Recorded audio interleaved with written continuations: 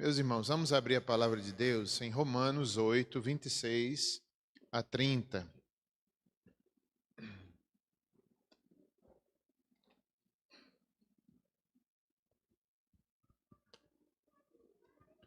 Romanos, capítulo 8, versos 26 a 30.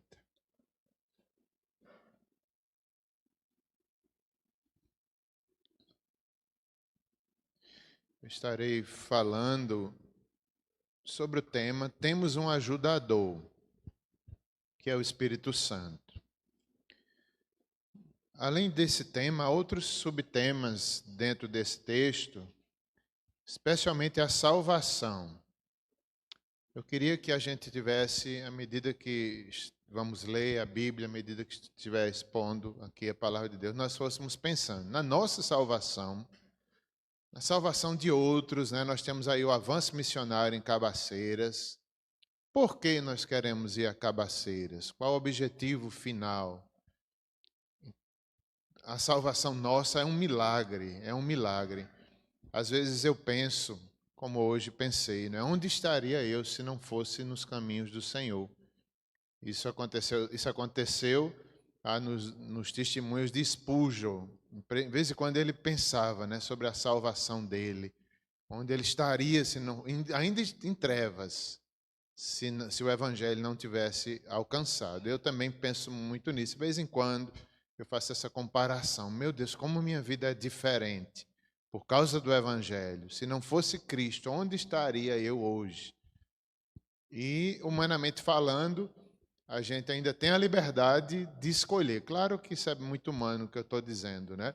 Eu poderia hoje dizer, não, eu não quero mais seguir a salvação de Cristo, eu vou seguir a mim mesmo. Deus me livre.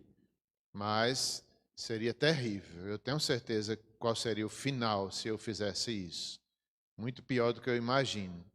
Então, é uma reflexão também sobre isso, sobre a nossa salvação, a salvação de outros, e nós temos um ajudador nesse processo todo, e a nossa salvação, que é algo impossível. É impossível para qualquer ser humano se salvar, mas para Deus tudo é possível, e Ele providenciou o caminho da nossa salvação. Então, vamos ler Romanos 8, 26 até o 30.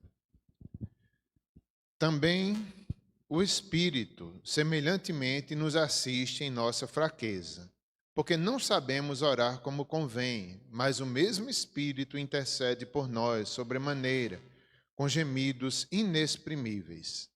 E aquele que sonda os corações sabe qual é a mente do Espírito, porque segundo a vontade de Deus é que ele intercede pelos santos. Sabemos que todas as coisas cooperam para o bem daqueles que amam a Deus, daqueles que são chamados segundo o seu propósito. Porquanto, aos que de antemão conheceu, também os predestinou, para serem conformes à imagem de seu Filho, a fim de que ele seja o primogênito entre muitos irmãos. E aos que predestinou, a esses também chamou. E aos que chamou, a estes também justificou. E aos que justificou, a esses também glorificou. Façamos mais uma oração. Senhor, que maravilha a tua salvação graciosa, que um dia nos alcançou. E também temos a responsabilidade de levar o Evangelho através da proclamação do Evangelho, das missões. Como esse mês é dedicado a missões na Igreja Presbiteriana, para nos lembrar da nossa tarefa, que Cristo seja glorificado entre todas as nações. Fala conosco por tua palavra, oramos mais uma vez em nome de Jesus. Amém. Então, meus irmãos, esse texto também vai nos falar que nós temos um intercessor, um ajudador, que é o Espírito Santo. Ele nos ajuda em nossas fraquezas. Esse é o primeiro ponto que trataremos aos poucos, a assistência em nossa fraqueza. Como é bom saber disso. Isso já é muito claro no texto. Temos um ajudador, temos um Espírito que ajuda em nossas fraquezas. Somos fracos. Somos fracos. Até para se salvar, nós somos infinitamente fracos. Mas temos um Salvador forte. Em segundo lugar, veremos que todas as coisas cooperam para o bem daqueles que amam a Deus. Até mesmo, né, nós temos orado por um jovem aqui, de manhã oramos, agora à noite também, o Kelvin. Todas as coisas cooperam para o bem daqueles que amam a Deus. Até mesmo uma doença como o Kelvin tem. Eu visitei, acho que foi a semana passada, e ele está ali, não mexe os braços, e ele contou que nem os olhos ele estava mexendo na UTI, durante aproximadamente 70 dias. Aí ele está melhorando, até agora está melhorando, já mexe algumas partes, os olhos já mexe, já fala, então ele está bem melhor diante do que ele estava. Agora, o impressionante na vida de Kelvin é que ele já era um servo de Deus, a gente percebe a fé dele sendo fortalecida na sua fraqueza, é exatamente o que o texto diz, se reflete na vida de Kelvin, mesmo ali nas suas lutas, não pude nem cumprimentá-lo, ele não mexe os braços, mas eu percebi fé no coração dele, eu percebi comunhão com Deus. E todas as coisas cooperam para o bem. Essa doença foi para o bem de Kelvin, difícil da gente entender. Mas segundo a palavra de Deus, sim, todas as coisas cooperam para o bem daqueles que amam a Deus. Em terceiro lugar, nós veremos também sobre a salvação.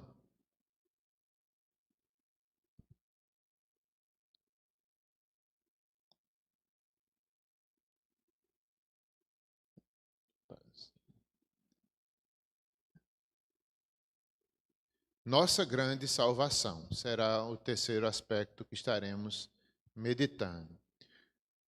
Antes de entrar no primeiro ponto, eu quero falar sobre justamente a salvação de Spurgeon, né? Esse grande pregador tão conhecido nosso, foi usado por Deus. Ele, mesmo sendo filho de pastor, neto de pastor, na igreja congregacional, ele se angustiou muito na adolescência. Passou por lutas, por trevas, por dúvidas, por questionamentos muito sérios. E ele notava que todo o seu esforço para ser salvo não era insuficiente. Mesmo que ele lesse a Bíblia e orasse várias vezes, ainda ele não se sentia salvo, se sentia em trevas, e era aquele dilema na adolescência do Spurgeon. Até que um dia, um dia de neve, muita neve, ele vai para a igreja e ele é impedido de ir para a sua igreja, possivelmente por causa da neve.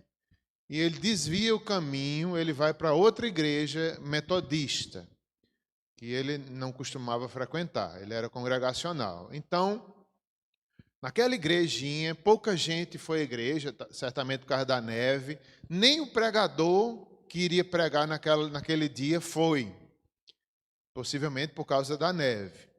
E um outro pregador, bem simples, um irmão abriu um texto da Bíblia em Isaías que falava sobre olhar para Deus.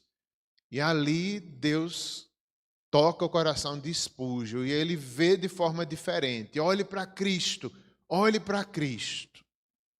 E assim acontece ali a conversão, um milagre. Deus faz como quer. Um dia desse desviou o caminho dele, era um pregador, foi outro, mostrando que a soberania, Deus salva como quer, quando quer, e salvou Spurgeon daquela forma. Na igreja metodista, que não era nem a igreja dele. Interessante que na minha conversão foi um pouquinho parecida com isso. Eu fui me converter noutra igreja. Eu era presbiteriano, fui me converter na igreja do Evangelho Quadrangular, que é uma igreja pentecostal. Então, Deus é soberano. Deus é soberano. Aconteceu e acontece ainda hoje. A salvação é um milagre. É Deus que abre os olhos, é Deus que chama, é Deus que fala. E nós devemos estar bem certos disso. Nós temos, voltando aqui ao texto, nós temos essas questões que foram faladas, né? A primeira delas, a assistência do Espírito Santo em nossa fraqueza. Nós temos um intercessor. O Salmo 25, ele mostra que nós temos necessidades de orientação. Nós temos necessidade de auxílio divino. Somos dependentes de Deus, na salvação e em qualquer outra área da nossa vida. no trabalho, na família. É o Espírito que intercede por nossas fraquezas, que orienta. Isso porque nós somos pecadores. Mesmo tendo Cristo, mesmo tendo o Espírito, mesmo tendo a luz de Deus, ainda assim não é completa. Nós precisamos da ajuda do Espírito Santo para colocar mais luz onde já há luz. O pecado de Adão e Eva, e nosso também, nos faz compreender as coisas de forma limitada. Por isso que a gente precisa de uma intervenção, de uma intercessão do Espírito Santo, por causa da nossa limitação, consequência do pecado. E esse texto confirma o que o Salmo 25 diz. Nós precisamos da assistência e da intercessão do Espírito Santo em nosso favor. Vamos ler então novamente os versos 25 e 27. Também o Espírito semelhantemente nos assiste em nossa fraqueza. Que bênção, que promessa. Nós temos uma assistência, nós temos uma ajuda, nós temos alguém maior do que nós, o Espírito Santo que é Deus. Ele nos assiste. Que palavra maravilhosa, que promessa de Deus, a assistência dele. Ele nos assiste em nossa fraqueza. Paulo reconhece a sua fraqueza. Nós somos fracos mesmos. O pecado nos fez fracos. Como já disse, nós somos limitados no entendimento, na fé. Somos limitados em tudo que fazemos, no ministério também. Paulo tinha suas limitações no ministério também, mas era o Espírito que o fortalecia, tanto para crer para a salvação, quanto para conduzir a sua vida até o fim. Ele nos assiste em nossa fraqueza, porque não sabemos orar como convém. Esses versículos estão falando de oração. Meus irmãos, a nossa limitação é tão grande que nem orar como convém a gente consegue. Até a oração a gente não sabe orar direito, a gente não sabe pedir conforme a vontade de Deus. É preciso o Espírito Santo nos ajudar. Está muito claro que diz: o mesmo Espírito intercede por nós sobremaneira, com gemidos inexprimíveis, diz o verso 26. Nós temos essa intercessão, esse ajudador que se coloca, que intercede por nós, com gemidos, até com gemidos inexprimíveis. Que promessa, que bênção, nós devemos crer nisso. O Espírito intercede por nós. Muitas vezes eu gosto de lembrar isso, nos dias difíceis, nos momentos difíceis, eu peço, antes de pedir qualquer coisa, eu gosto de dizer: Espírito Santo, intercede por mim. Porque Ele sabe interceder como convém, conforme a vontade de Deus, porque Ele é Deus. Como é bom, antes mesmo de qualquer pedido nosso, a gente: Senhor, intercede por mim, intercede por mim. Eu creio nessa promessa. Eu sei que eu sou pecador, tenho uma mente limitada, tenho as fraquezas, então Tu que és poderoso, Tu que és Deus, intercede. Eu quero crer, eu quero agir como o Senhor espera e deseja que eu haja em cada situação da vida. Ele intercede por nós com gemidos inexprimíveis, né? Não sei explicar o que seria isso. O Espírito gemendo por nós é algo muito divino para a gente compreender. Romanos vai falar que o Espírito geme, nós gememos, a criação toda geme, esperando o dia que será redimida. Nós gememos esperando o dia que seremos totalmente salvos dos nossos pecados, das nossas dúvidas, das nossas tribulações. Nós gememos, os animais gemem, a terra geme e o Espírito também geme. Nós não compreendemos essa grande função do Espírito Santo, de gemer, de interceder pela humanidade, pela terra, por nós, com gemidos inexprimíveis. É algo tão divino que Ele faz por nós. Ele é Deus, até com gemidos inexprimíveis. O verso 27, aquele que sonda os corações, sabe qual é a mente do Espírito, porque segundo a vontade de Deus é que Ele intercede pelos santos. Então, Ele sonda os corações. O Espírito Santo sabe tudo sobre os nossos corações. Ele vai lá onde ninguém vai. E Ele é Deus. Ele sonda grandezas de Deus. Não é que o Espírito Santo vá sondar as grandezas de Deus, aprendendo e se admirando. Não, porque ele é Deus, ele já conhece as grandezas de Deus. Mas ele sonda o nosso coração para que nós vivamos de acordo com essas grandezas de Deus. Ele, segundo a vontade de Deus, é que ele intercede pelos santos, pela igreja, por nós. Ele que é Deus, ele conhece a vontade plena de Deus e ele faz a oração perfeita intercedendo por nós.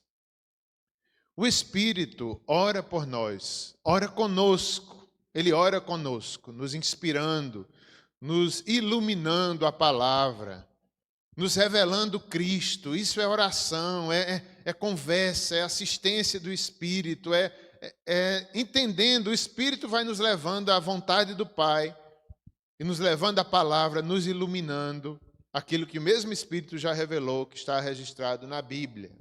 Ele ora por nós, ele ora conosco. Nós podemos crer e esperar na assistência do Espírito Santo.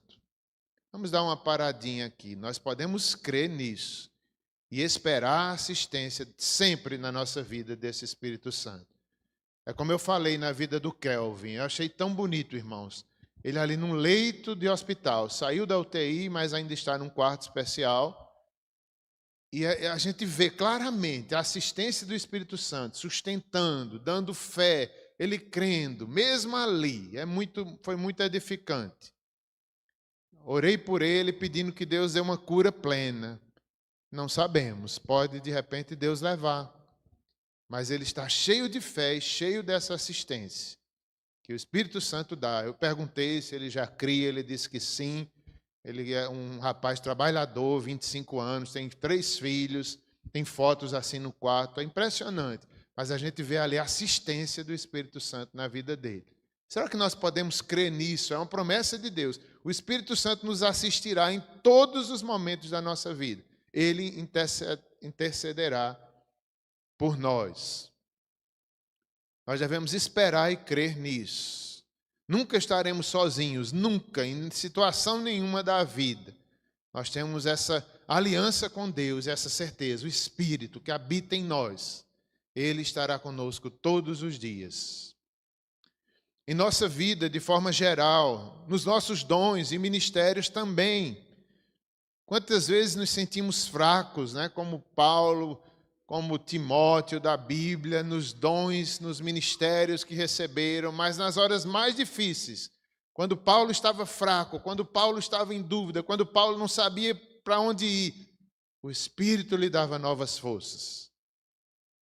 Nos nossos ministérios, só o Senhor nos dá força para realizar a obra, ministérios na igreja, os dons, é Ele que dá esse renovar pelo seu Espírito e nos dons que nós recebemos. Ele nos fortalece em nosso estado de fraqueza, que é constante, fazendo pedidos que o Pai ouvirá. Interessante isso que o comentarista diz, né? Nossa fraqueza que é constante.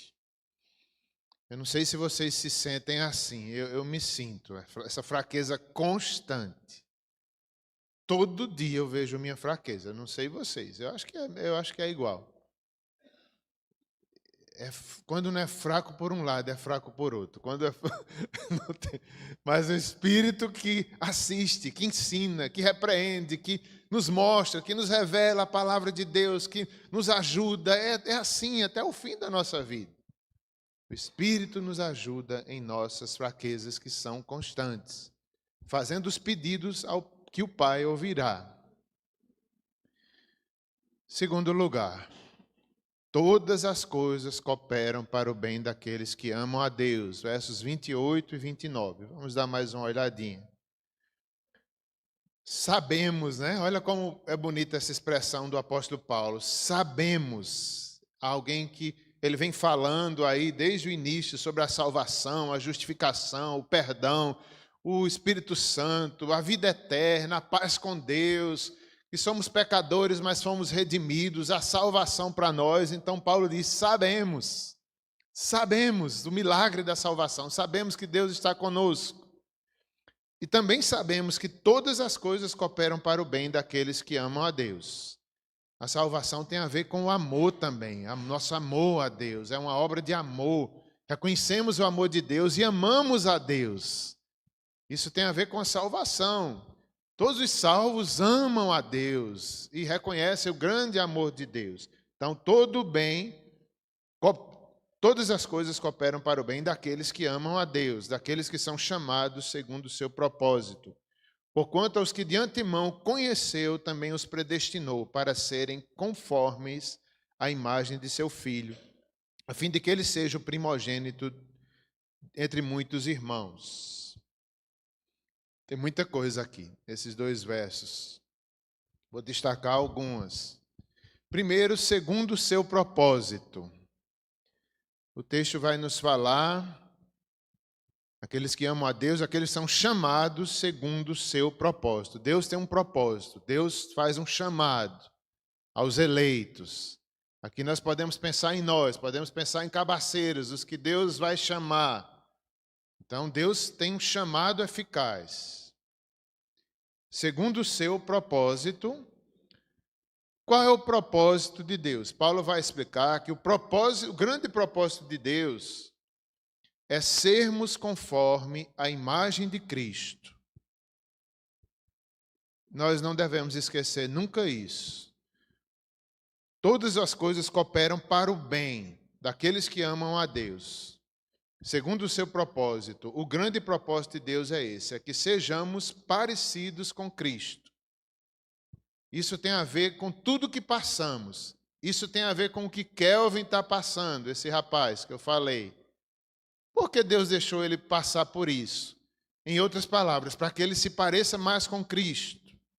É isso que Paulo está dizendo. Todas as coisas cooperam para o bem daqueles que amam a Deus. Para que Kelvin conheça mais a Deus, foi necessário ele passar por esse leito de enfermidade. Será que a gente consegue crer nisso? Segundo o seu propósito. Como já disse, o propósito maior de Deus é sermos conforme a imagem de Cristo. Ele os predestinou para serem conforme a imagem de seu Filho. Antes desse mundo existir, Deus nos amou. Deus nos predestinou, nos elegeu e Deus está trabalhando para que isso aconteça. Em todas as circunstâncias da nossa vida, Deus está nos chamando, Deus está cumprindo o que Ele desejou antes de nos criar, antes de criar esse mundo. Então, Deus está trabalhando por nossa salvação. Através das circunstâncias da nossa vida, está nos amadurecendo e nos fazendo parecer com seu Filho, Jesus Cristo. Para que Ele seja o primogênito entre muitos irmãos. De tal forma que Deus vai fazendo de nós, filhos e filhas parecidos com Cristo. Um grande exército, irmãos e irmãs parecidos com Jesus. Não na sua divindade, mas no seu caráter. Parecidos com Cristo. Ele é nosso Senhor e Salvador, mas Ele também é nosso irmão mais velho. Ele também é nosso modelo, Ele é nosso Senhor. Devemos ser a imagem e semelhança de Cristo. Diante dessas promessas, nós podemos crer e descansar no propósito de Deus para o seu povo. Ele nos criou com um propósito bem definido e bom. E crer no nosso bem maior, não necessariamente na nossa felicidade individual, uma perspectiva humana ou tranquilidade, que seria a ausência de sofrimento, mas sim ser como Jesus Cristo. O poder de Deus nos garante que tudo que nos acontece é para o bem maior, eterno, sermos como Jesus. Isso aqui é tão forte também, irmãos. Às vezes, quando a gente lê na Bíblia, tudo coopera para o bem, a gente acha que Deus vai nos fazer passar só por coisas boas. Deus está comigo, Ele é o Salvador, então é aquela visão triunfalista da vida. Tudo que eu fizer, eu serei próspero em tudo, eu enfrentarei todos os sofrimentos, Deus vai me livrar de todos os sofrimentos. Não é isso que ele está dizendo aqui. Ele está falando numa perspectiva eterna, um bem maior, uma felicidade eterna. Isso significa que a gente pode passar por tristezas e isso está trabalhando para o nosso bem. Lutas, dificuldades na vida são necessárias, o sofrimento é necessário. O que seria o apóstolo Paulo sem o seu espinho, sem o sofrimento? O que seríamos nós sem as lutas que passamos? Então, tudo é para o bem, tudo é para o bem. Para o bem numa perspectiva eterna. Às vezes a gente espera tranquilidade em tudo, porque somos crentes, porque temos Jesus, porque temos o Espírito, nós não vamos sofrer. Não é verdade. Agora Ele estará conosco no sofrimento. Nós, ali no sofrimento, são as grandes lições da vida. Quantas lições nos sofrimentos. Eu posso saber de mim mesmo, e cada um deve fazer essa reflexão. Né? Quantas lições de vida eu aprendi exatamente no sofrimento? Quantas? Como Spurgeon, eu tive uma adolescência muito difícil. Mas como eu aprendi ali, na minha fraqueza na adolescência, o Senhor agiu, o Senhor interviu e foi para o meu bem. Hoje eu agradeço a Deus. E muitas outras fases da vida, até hoje, quantos sofrimentos, quantas lutas, quantas dificuldades, foi para o bem. Foi para o bem. É para o bem, tudo que nós passamos. Para o bem maior, que é parecermos com Cristo. O verso 29 fala sobre os que antemão conheceu. Deus nos conhece, né? Esse conhecer, essa palavra conhecer é muito profunda. Deus nos conhece. Deus nos conhece. Aos que de antemão conheceu, implica em relacionamento íntimo e pessoal. Podemos ter certeza desse amor. Ele nos amou antes mesmo de nos criar. E também podemos ter certeza da salvação. É tão importante isso. Esse texto nos dá essa certeza, que Deus sempre nos amou e que nós seremos salvos. Não precisamos estar em dúvida, não precisamos temer a eternidade, duvidar do amor de Deus. Há uma segurança. Nessas promessas de Deus nós podemos descansar. Somos salvos, Ele nos amou. Ele, apesar de nós, nos redimiu. Ele não desistiu de nós. Ele nos amou. Ele tem um plano antes de nos criar.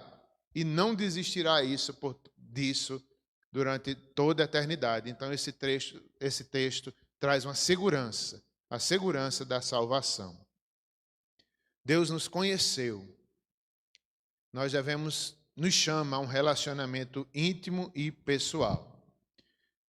Eu vou mencionar aqui um outro texto, que é 1 Coríntios capítulo 2, falando sobre o Espírito Santo ainda. Quando Paulo, ele diz lá, vou tentar fazer um breve resumo do capítulo 2, ele diz aqui que foi com fraqueza e temor, no verso 3, e com muito temor que esteve ali entre os coríntios. Então, Paulo reconhece a sua fraqueza de pregar o evangelho ali entre os coríntios. Ele também reconhece que a mensagem dele na pregação não foi com palavras humanas, persuasivas, de sabedoria humana, mas consistiam em demonstração do poder do Espírito Santo. Isso aqui é muito bom. Paulo tinha essa certeza que tudo que Deus usou ele ali dentre os coríntios foi pelo Espírito, não foi pela força dele, física ou intelectual, de tal forma que Paulo preferia estar entre os coríntios ali com humildade, não usando a sabedoria humana que ele tinha. Ele preferia pregar o evangelho do que falar da sabedoria humana que ele tinha. Para que, diz o verso 5, capítulo 2, verso 5, para que a fé que vocês têm não se baseasse na sabedoria humana, mas no poder de Deus.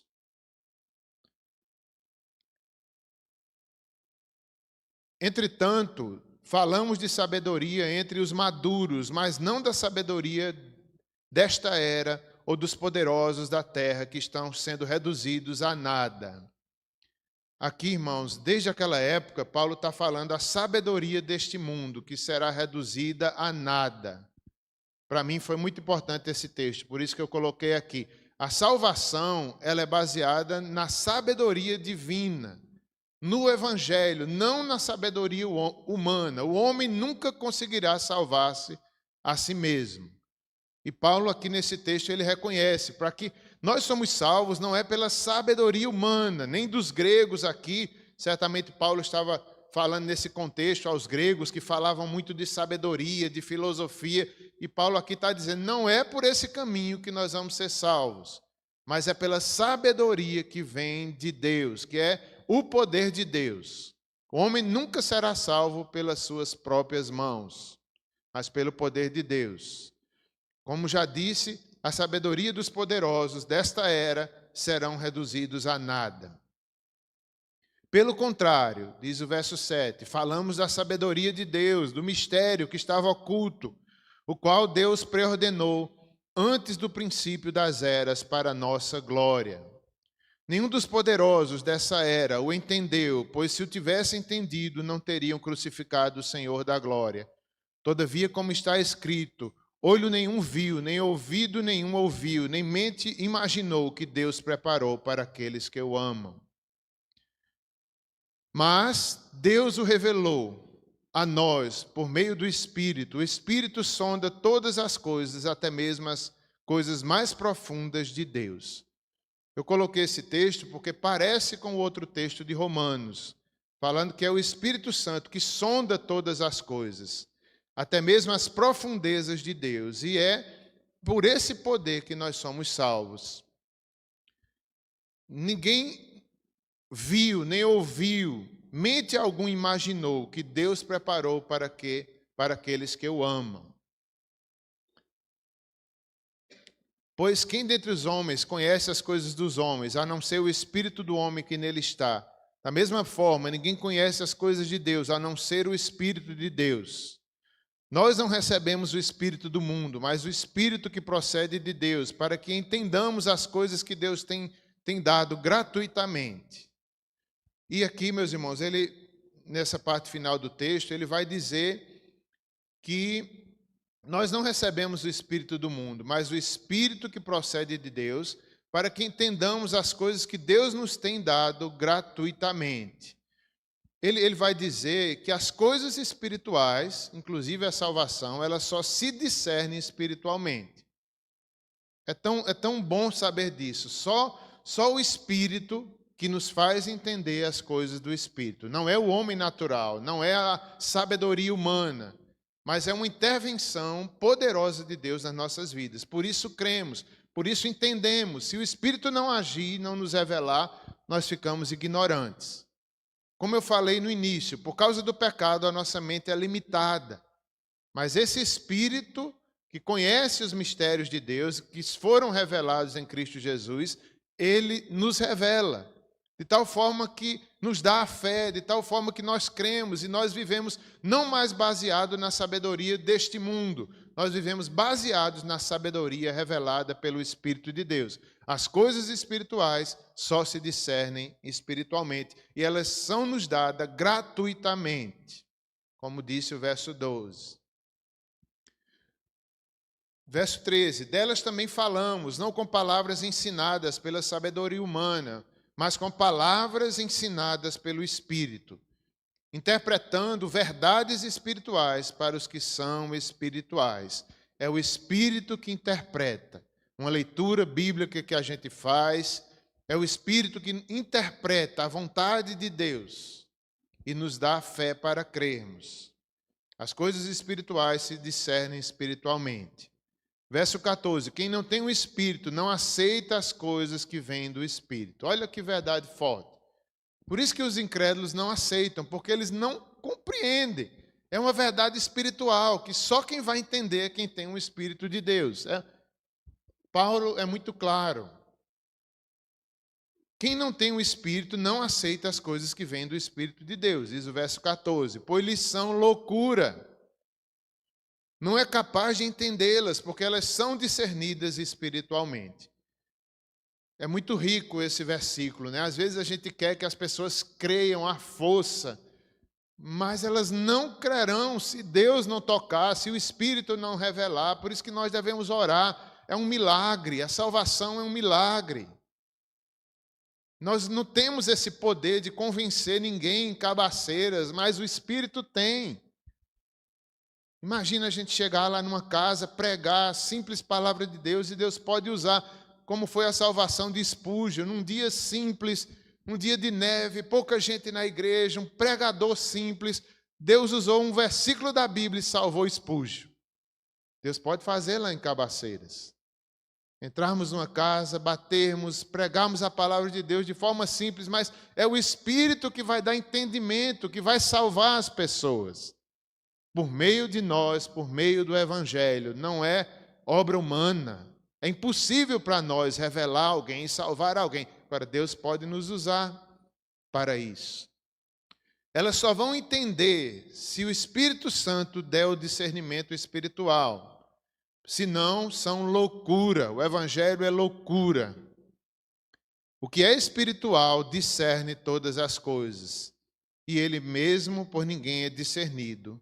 Pois quem conheceu a mente do Senhor, para que não possa instruí-lo? Nós, porém, temos a mente de Cristo. Quero encerrar essa parte da pregação, onde citei 1 Coríntios capítulo 2.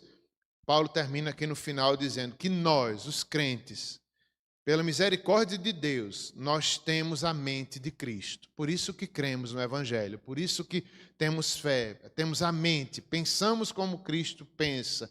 O Evangelho, isso é um milagre, isso não vem de nós, isso não é virtude nossa, mas é um milagre que Deus faz em todo aquele que crê, em todo aquele que se submete à palavra do Senhor.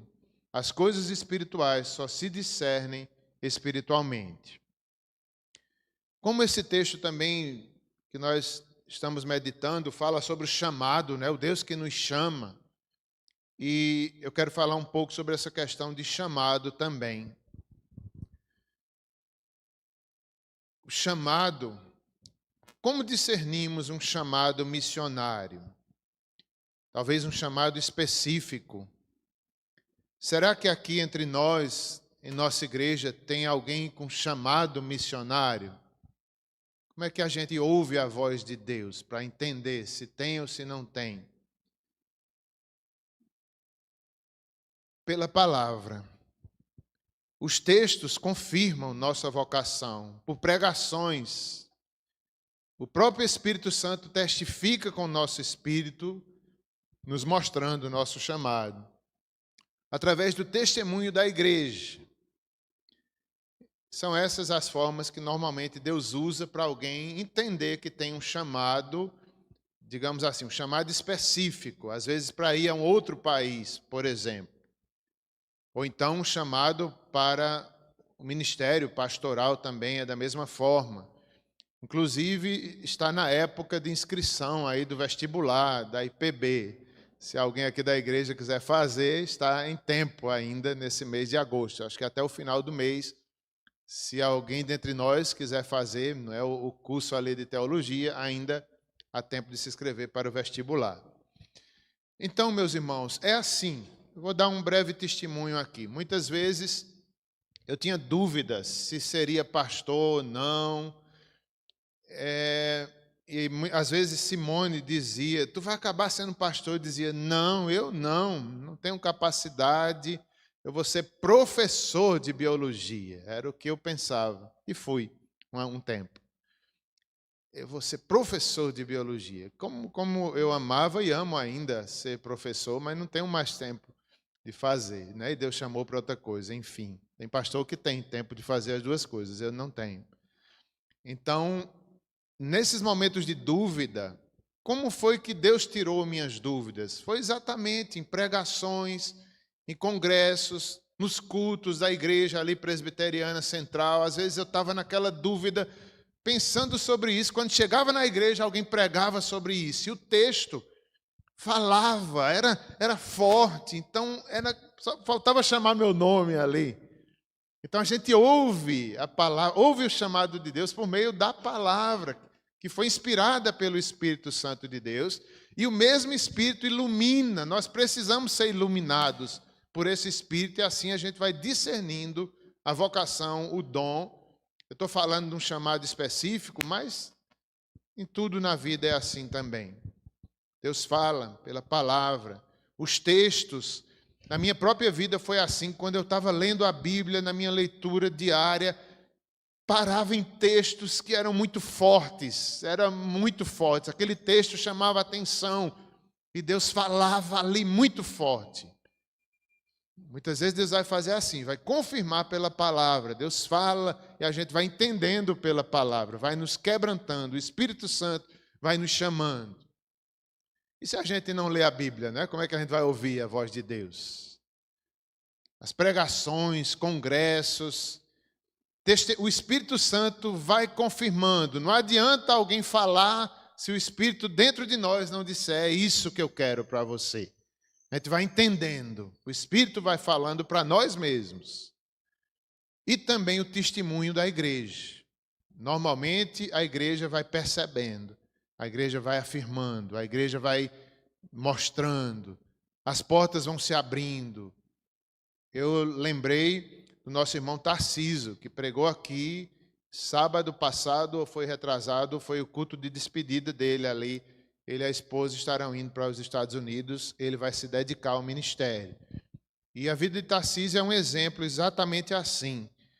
Ele foi vencendo todas as etapas, ouvindo o chamado de Deus, através da igreja, através do testemunho pessoal, foi se dedicando, era aquele jovem talentoso desde pequeno, era bom em tudo que fazia, altas notas na universidade, bom na igreja, bom no esporte, ganhou Olimpíadas nacionais, tanto dos estudos quanto da natação, então era aquele jovem que todo pai gostaria de ter, mas foi exatamente aí que ele aprendeu que nada era sem Cristo. Foi exatamente uma grande lição, ele reconhecer que tudo aquilo não tinha sentido se não fosse para a glória de Deus. E ele, muito jovem, se converte, recebe o Espírito Santo e depois é conduzido até a maturidade, não plena, mas que chegou o momento dele deixar tudo e seguir Cristo e o Evangelho, ele e a esposa dele.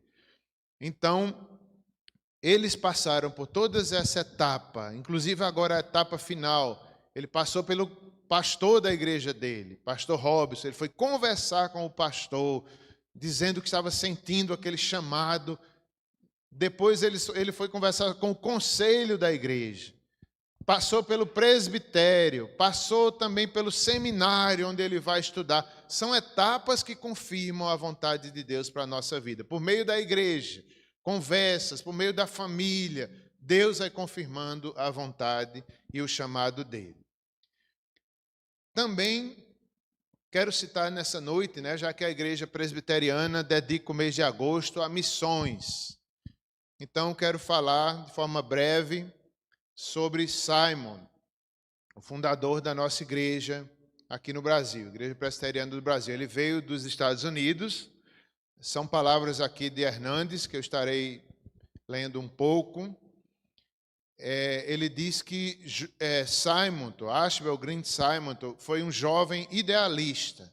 Deixou os Estados Unidos nos tempos gloriosos de um grande avivamento e veio para o Brasil em 1859 para plantar a igreja presbiteriana. A sua família, ele foi o 9º filho, o caçula de uma família piedosa. Seu pai era presbítero, hoje é o dia do presbítero, presbiteriano. Seu pai era médico e político, tendo sido 2 vezes eleito deputado para o Congresso Nacional. Simon foi consagrado ao ministério da palavra no batismo, ou melhor, Simon foi consagrado ao ministério da palavra no batismo infantil. Eu estranhei um pouco aqui essa fala. Quer dizer, ele foi batizado na infância, por seus pais. O seu chamado para o ministério, no dia 14 de outubro de 1855, após ouvir um sermão do Dr. Charles Roger, sobre a tarefa da igreja, sentiu-se chamado para missões. Vejam aqui, irmãos, ele foi chamado numa pregação. Ele ouviu a pregação e Deus o chamou para se dedicar ao ministério. Ele fez o curso de teologia no seminário de Princeton. Após concluir, decidiu viajar para o Brasil. Quando alguém o questionou o fato de ele se dedicar a um país ainda pobre e assolado por várias doenças endêmicas, ele respondeu: a única segurança está na submissão à vontade e aos propósitos divinos. Sobre a direção de Deus, o lugar de perigo é o lugar de segurança, e sem sua presença, nenhum abrigo é seguro. Então, ele teve essa coragem de vir ao Brasil, na época um país ainda mais pobre do que é hoje, muitas doenças endêmicas, inclusive ele morre aqui um pouco tempo em solo brasileiro, vítima de uma dessas doenças. Mesmo assim, Deus o usa. Em pouco tempo, ele funda a igreja, cria seminários, e assim estamos nós hoje, né, em todo o Brasil, fruto de um jovem que obedeceu ao chamado de Deus. Tão curto tempo, mas que Deus usou de forma soberana, de tal forma que a glória de Deus não dele nem de homem nenhum. O seu trabalho, o jovem pioneiro, deixou marcas profundas e indeléveis na história do presbiterianismo e da evangelização nacional. Organizou a escola dominical, no início com 5 crianças, em 1860. Organizou a primeira igreja presbiteriana do Rio de Janeiro, em 12 de janeiro. Criou o primeiro jornal, a imprensa evangélica, em 5 de novembro. Organizou o primeiro presbitério, que foi o do Rio de Janeiro. Foi ordenado ao Sagrado Ministério. Ele participou da ordenação do primeiro pastor, que foi um ex-padre, José Manuel da Conceição. Criou o primeiro seminário teológico. Como Deus usa. Ele morreu aos 34 anos de idade, vítima de febre amarela, esse jovem desbravador. Ele havia casado e deixou uma filha. Pois é, meus irmãos, em último lugar, a nossa grande salvação. Verso 30. Voltando ao texto de Romanos 8, agora verso 30, para encerrarmos. E aos que predestinou, a estes também chamou. Aos que chamou, a estes também justificou. Aos que justificou, a estes também glorificou. Então, em resumo, está a obra de salvação nossa. O Deus que nos amou antes de nos criar, Ele nos predestinou. Ele também nos chamou. Nós ouvimos a voz dEle um dia, alguém pregou, nós ouvimos o Evangelho e nós cremos. O Espírito nos chama de forma eficaz e poderosa.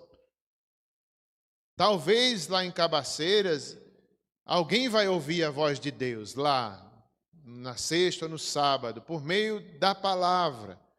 Não será a nossa voz, mas que seja o chamado eficaz, por meio de nós, por meio da palavra. Deus chama os eleitos, aqueles que foram amados desde a eternidade. Um dia, Deus sabe o dia que falará fortemente, é um chamado irresistível. Talvez aconteça isso em Cabaceiras. Nós cremos nisso e por isso estamos indo. Deus pode nos usar, haverá trabalho de crianças, haverá visita nos lares, haverá um culto à noite. Então, esperamos e cremos que a voz de Deus estará ressoando naquela cidade, através de pessoas como nós. Nunca a glória será nossa, somos tão incapazes, mas pela mensagem, pelo poder do Espírito Santo, Deus pode nos usar. Por quê? Porque o Deus que nos amou, Ele também chamou. Aos que chamou, Ele santificou, Ele justificou, perdoou, justificou. As pessoas pecadoras, ignorantes de Deus, quando ouvem o Evangelho e creem, são salvas, são perdoadas por meio da fé. Os pecados cometidos são perdoados, a pessoa está em paz com Deus, livre dos pecados. São santificadas também. e tem a promessa da glorificação que será no céu, onde a salvação se completará. Para sempre salvos, corpos transformados, vida eterna. A nossa grande salvação envolve a eternidade. Por mais que vivamos 100 anos, é pouco diante da eternidade. Por isso que nós devemos pensar sobre a nossa salvação. Porque, por mais que vivamos 100 anos, é pouco. Por isso que nós devemos pensar na salvação de outras pessoas, quer seja de Cabaceiras, quer sejam nossos vizinhos, quer sejam nossos amigos. Qual é a perspectiva que a gente vive? Qual é a perspectiva de oração, de nossa influência de sal e luz para os nossos amigos? Será que é pensando na eternidade deles?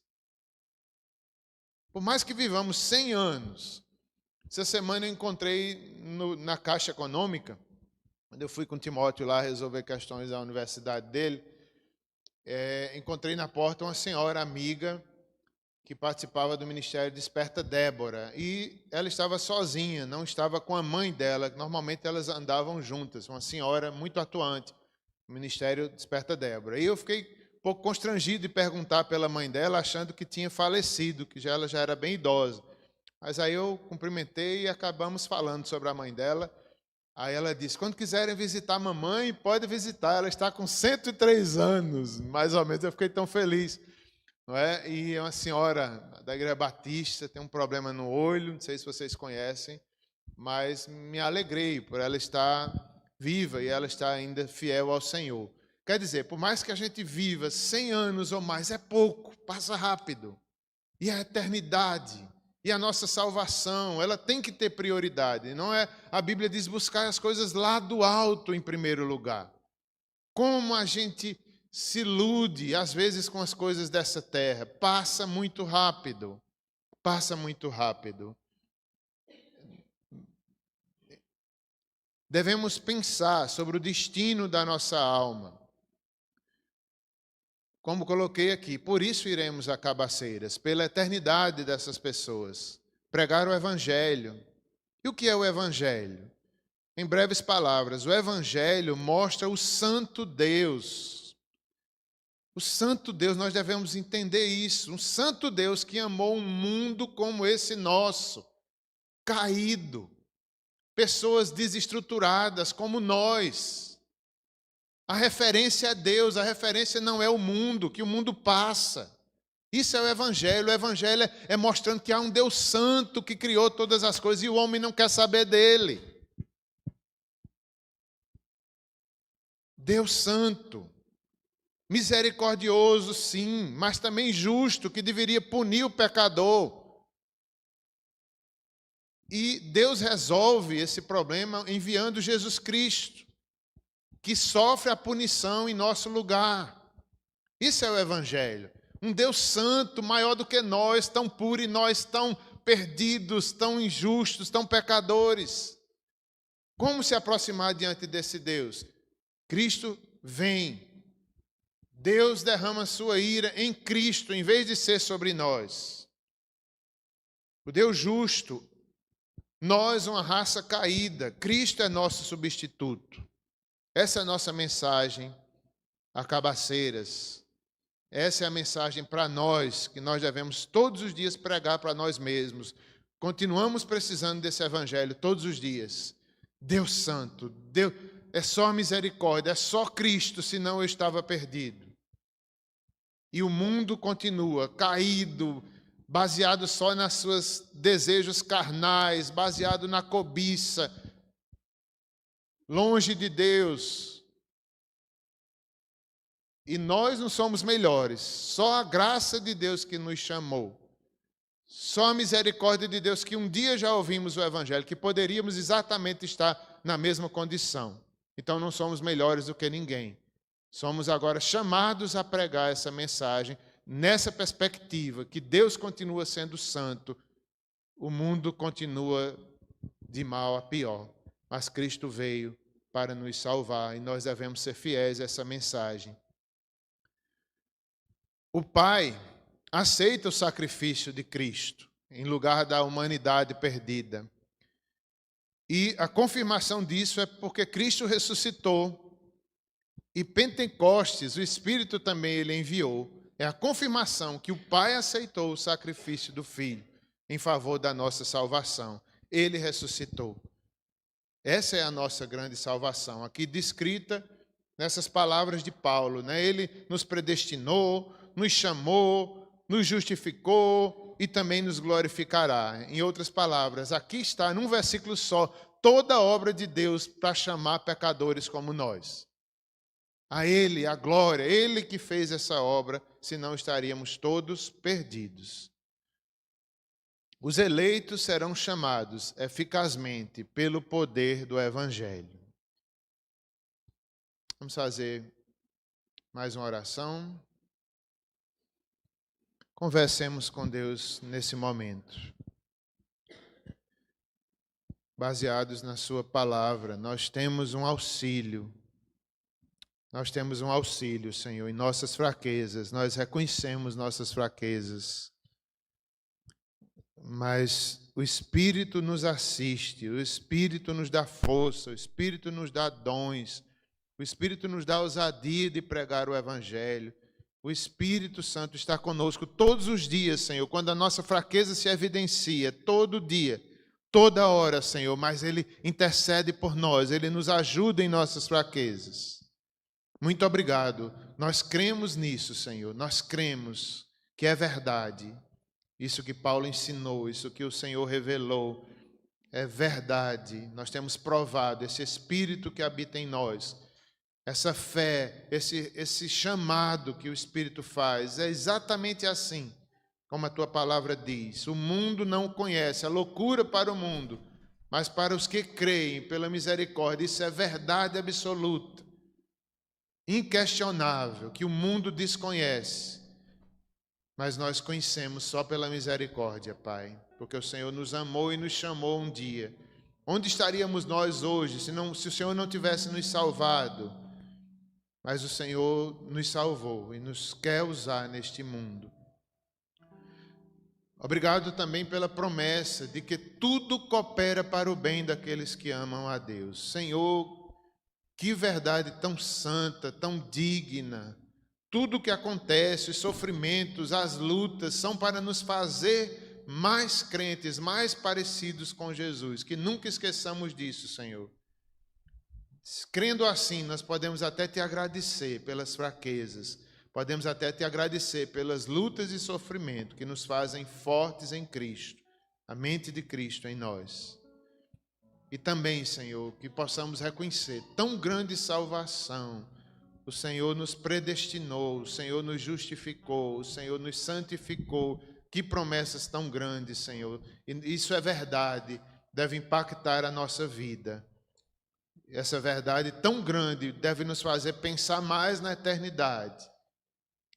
Isso é verdade, Senhor. Tua palavra nos constrange, o teu amor nos constrange. Nós não podemos viver de qualquer forma. Ou cremos ou não cremos, Senhor. Que chamado tão maravilhoso. Todos nós possamos ouvir o teu chamado, Senhor. O chamado geral, o chamado específico, o chamado para a salvação. E se hoje alguém nessa noite, Senhor, ouviu a tua voz e se arrepende, se entrega, entende que é pecador e diz: ai de mim, ai do mundo, ai de mim, e se dobra diante do teu amor, da tua redenção, diante da cruz, que é loucura para o mundo, mas é poder de Deus para os que provam, para os que creem. Faz esse milagre essa noite em alguns de nós, Senhor. Salva nossas crianças, salva os adolescentes, salva os idosos, salva aqueles que ainda precisam da tua salvação, que não entenderam o Deus Santo, que não entenderam quão pecadores são. Como Spurgeon, um dia, Senhor, toca em nossas vidas, todos nós. O mesmo poder, o mesmo evangelho que transformou a vida dele também é o mesmo que continua a salvar. Salva hoje aqui, salva em Cabaceira, Senhor. Salva em Cabaceira e nos use segundo a tua vontade. Em nome de Jesus, amém.